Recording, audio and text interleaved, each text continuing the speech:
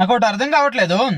ప్రతిసారి ఆ మాచర్లో ఆ చంద్రయ్య అనే వ్యక్తిని మాజీ సర్పంచ్ ఉంది, అతన్ని చంపేసినప్పుడు జగన్ పార్టీకి జై కొట్టలేదు, జై జగన్ అనలేదు, అందువల్లనే పీక కోసారని చెప్తున్నారు. అసలుకి ఈ మాట నిజమని చెప్పి ఎలా తేలింది? సచ్చినోడు చెప్పిండా, చంపినోడు చెప్పిండా, చుట్టుపక్కల చూసేవాళ్ళు చెప్పారా? ఎందుకురా సోది ప్రచారాలు చేస్తున్నారు? నిజంగా ఈ మాటలో ఎంత నిజం ఉంది?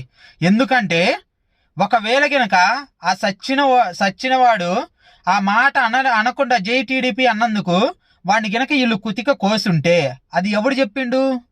ఆ కోపించుకున్నోడు చెప్పిండా? అలా కాకుండా చూసినోళ్ళు చెప్పారా? ఒకవేళ చూసినోళ్ళు చెప్పుంటే వాళ్ళు కూడా నిందితులే. ఎందుకనంటే ఒక తప్పు జరిగినప్పుడు దాన్ని కళ్ళ ముందు జరుగుతున్న తప్పుని ఆపనోడు కూడా నిందితుడే. మరి అలాంటప్పుడు వాళ్ళని ఎందుకు అరెస్ట్ చేయలేదు? మీ ప్రచారంలో ఎంతవరకు నిజం ఉంది?